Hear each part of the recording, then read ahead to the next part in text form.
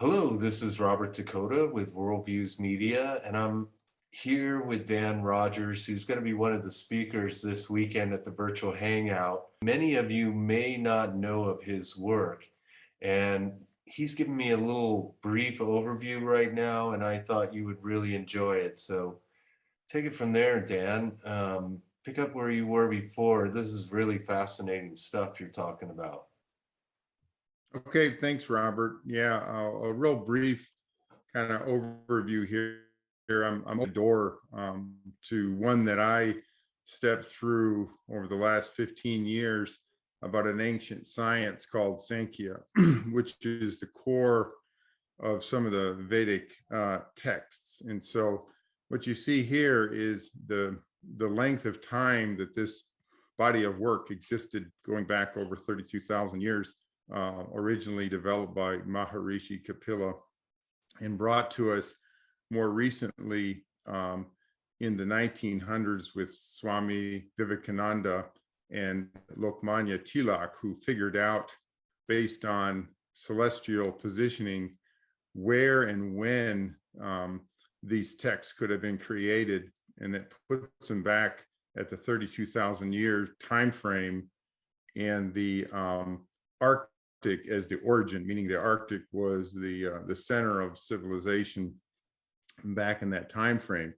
And I've over the last 15 years worked with the person down at the bottom there, Gopala Krishna Srinivasan. He decoded the ancient texts over the last 30 years and published a book on it on his website, and basically decoded the texts, which weren't religious texts, they were more scientific. But even those two terms aren't correct, because this was the time before science and religion split. And so it survived the cataclysm. We'll go over that in a minute. But this is the Tilak who actually wrote two books on this that you can read, that explains the derivations behind those origins, the time frame and the location. And the key is that the Sankhya is the core, the basic science foundation that's embedded in an allegory in the Bhagavad Gita and the Mahabharata. So those two texts actually were stories where if you look at the meaning behind it, it was an encoding of the science. And so one of the ways they encoded it was through oral traditions. And this 5x5 matrix kind of goes over the sounds that map to numbers. And so it was a letter number system encoded. And an example of that, the first sloka of the Rig Veda talks about the expansion of the substratum, or the background, where nature's wheelwork and powerhouse is.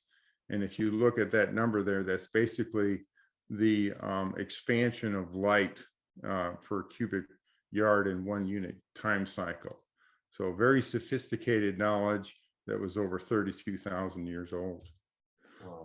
And so you can see here that Sankhya is a universal law. There's only one law, and it's composed of three components: the compression, the resonance, and the expansion, and all wrapped up into Dharma. So on the bottom, you can see those pieces there, but that's the underpinnings, the science behind a more applied, we'll call it engineering process of the Vedas. And then above that is yogas, where you get the human mankind's interaction with the nature. So those all fit together, and but the Sankhya is the foundation. And recently there was another Swami Jagat Guru who spent about 10, 12 years in the forest concentrating, who then decoded the Vedic maths, which some of you may be familiar with.